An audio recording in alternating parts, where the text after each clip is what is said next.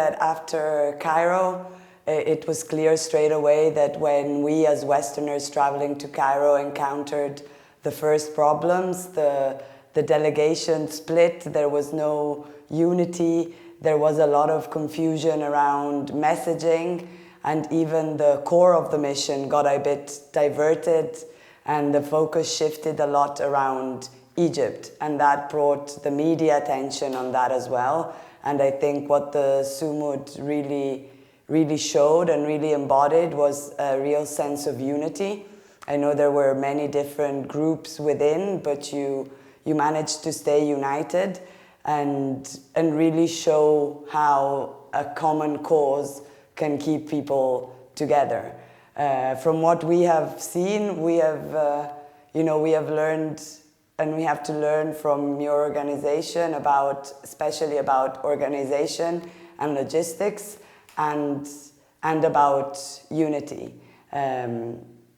In our Western movement, it is hard to keep that unity even towards a common goal, and I think there are a lot of lessons that we can take from what you organized and how you brought together different countries, different nationalities, different political groups for the cause, and you never lost the focus on what we were trying to do and on Gaza. So it's definitely a starting point to take lessons and unify all the other delegation to the next steps.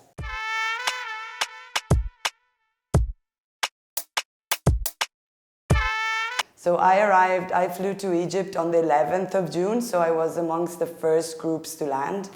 And the crackdown started as we were exiting the airport, so I never even left the airport. I was detained, my passport and phone were taken away, and we were put in a room. There were about 70 people of 10 plus nationalities, but we knew the situation. We knew what the pressure that Egypt was under, so there was never any sense of danger or no one was ever scared of what was going to happen to us. It was clear that we were going to be sent back. But I was detained for 12 hours. There were a lot of Algerians and Tunisians with us, and we created a very tight group resisting the Egyptian forces and explaining that our resistance wasn't aimed towards them, but it was aimed towards our own government, who the embassies didn't answer, they didn't show up, and for a movement that is very repressed from our governments that are way more complicit in what's happening in Gaza than the Egyptian government. And so we created a bit of trouble. But I was then sent to Istanbul. They told me that they were sending me back to Italy, but I was sent to Istanbul, and I flew directly here to Tunis. For me, it was clear from those very first hours that that the mission and the global march wasn't over, and that we needed to shift our focus on the convoy. This was before you were stopped in Libya, and so I came straight here to be a bridge and to be a channel and to get the Europeans' media attention back on what our mission was and not on all of us being deported.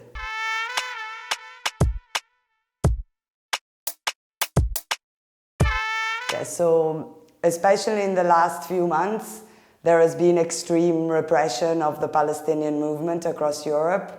Many countries like Italy have implemented new laws that prevent protests, that increase police rights and action.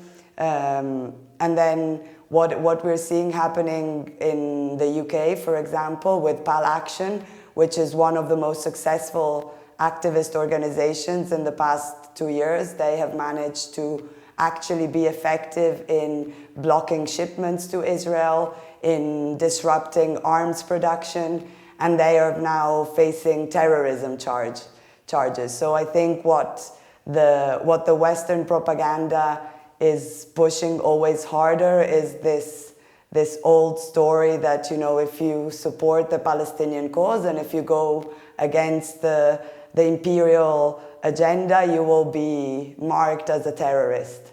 And I think there is a lot of work to be done within our internal movements to become way more aware of how the Palestinian cause is tightly connected with the whole world and with the colonial system that applies to most of the world. And as this evolves and as people become more aware, people are also being more defiant of what our governments call us. It'll almost become a badge of honor of being on the right side for all these big organizations, you know, to be accused of terrorism with purely non-violent action. So in Europe, we are really crossing a line now with freedom of expression and freedom of assembly, and the Palestinian cause is the spark for all of this discourse, which will hopefully evolve us into a more active and efficient movements rather than just performative.